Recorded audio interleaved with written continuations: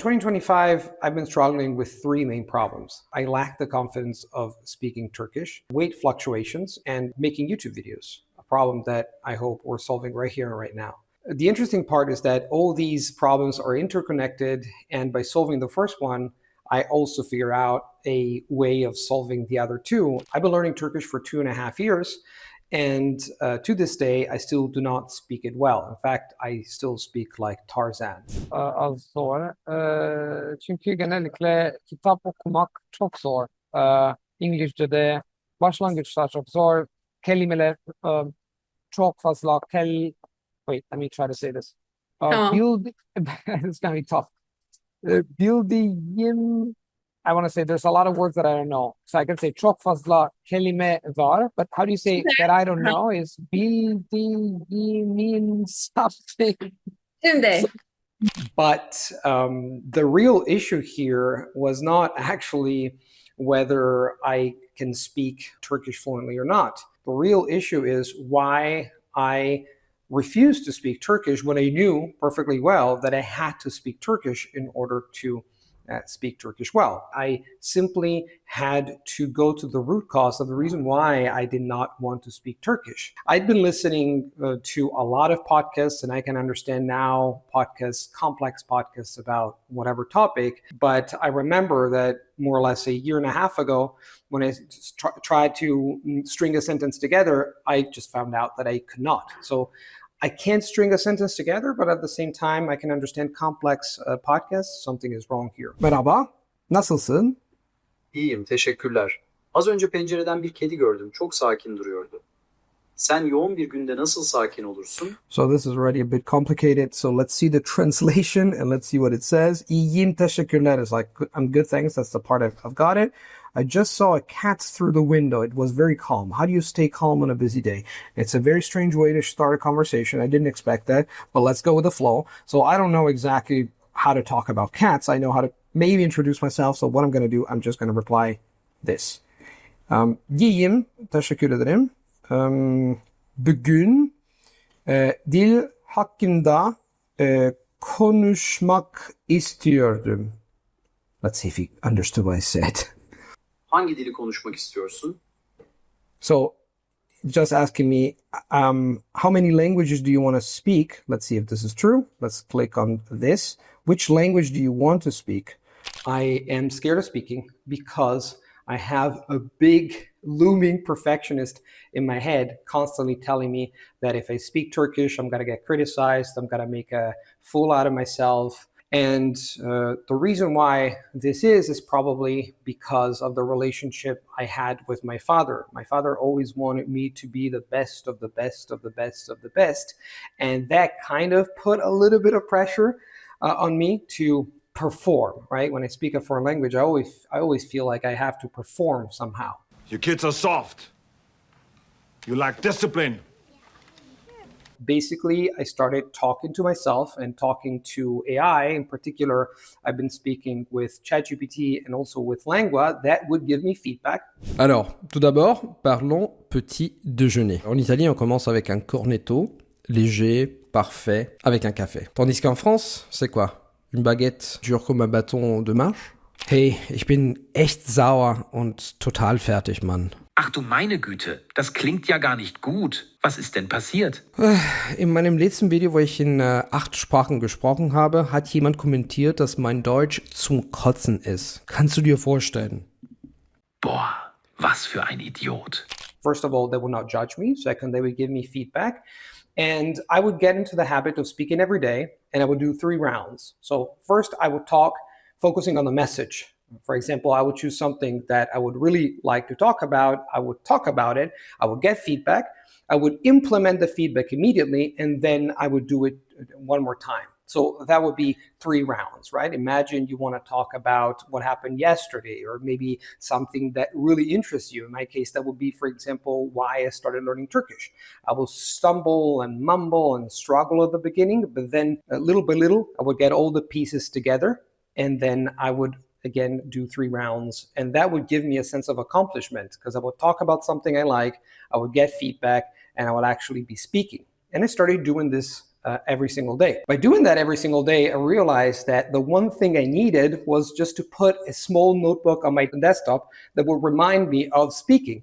Otherwise, I would be doing different things like listening, anything except actually speaking, the one thing that will move the needle. Now, by thinking about this, I'm pretty sure you've heard countless times about the 80-20 rule, right? You do 1, 2, or 3 things that really move the needle, that really make a difference.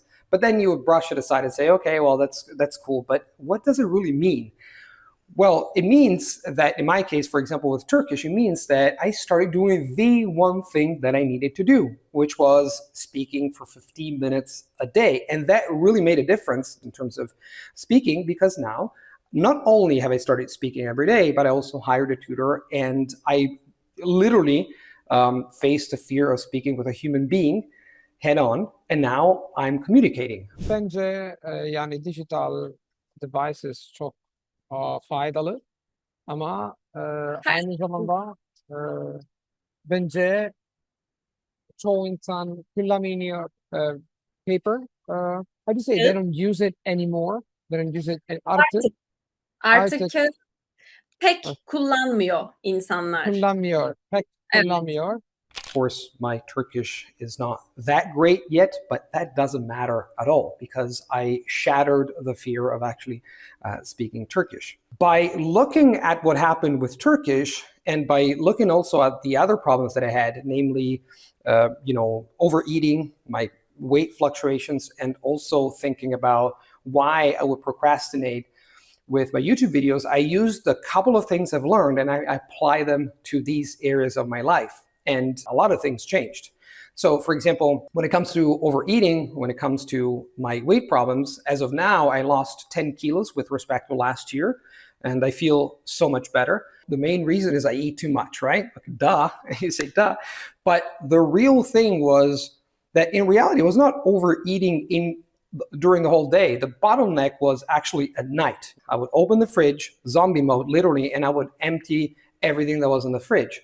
And so I started asking myself, okay, why do I overeat?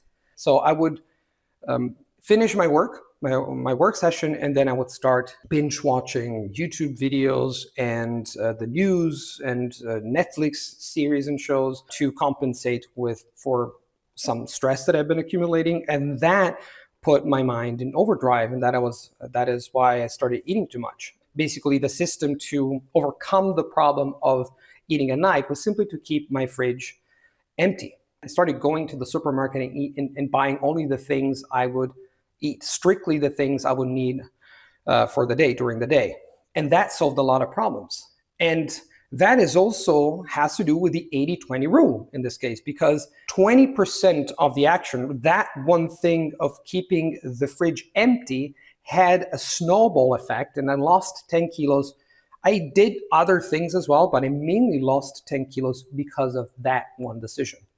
Which brings us to the third problem, which was, and still is to this day, making videos for YouTube. Once again, I was asking myself, why do I keep procrastinating when it actually comes to making YouTube videos? And once again, the perfectionist in me said, okay, you have to look great, you have to perform, you have to do, every video has to be perfect, etc. And so again, the perfectionism of making the perfect video, but also come to think of it, and that's the reason why I said at the beginning everything is interconnected, is because I did not look great. And look good, a friend of mine says, look good, feel good, do good. So I did not feel great, I did not look great, I wanted everything to be perfect, and that held me back for a long time. In fact, in 2025, I did not make a lot of videos. And now I've just told myself I want to make the videos that I want to make. I want to talk about the stuff that I want to share with you right here and right now. And that is exactly what I'm doing. Instead of creating scripts, thinking about every single detail, let me share what is in my mind, what is working, what is not working, etc., etc. And I decided that I would shoot every Friday at least one video for you guys. One video every week, focus on making videos for the sake of sharing information, not performing, but communicating. And once again, if you like this video, guys, please drop a comment. The new Luca, right? Or the new style. Hey, I like this style. And I'll be happy to make more videos talking about my struggles, personal struggles, but also, of course, the struggles related to language learning and also some victories interspersed here and there. Just to recap this video, what I found out is that by going deeper into the reasons, the real reasons why I lacked confidence of speaking Turkish, I found out that you have to ask yourself the right questions. And the second one is to build systems, because awareness without system, it doesn't work in the long term. And the third one is the 80-20 rule. Really, there are just one or two things that really make a difference in every field of your life. It worked for me for Turkish. It worked for weight loss. So if you like this video, you might also like something cool I've been working on, which is called the Fluency Check. And you can check it by clicking on the link in the description box. And the Fluency test, basically, or the Fluency Check, basically gives you everything you need to know about where you stand. Thank you so much for watching. Happy language learning, and see you, hopefully, in the next video next Friday. Ciao, ciao.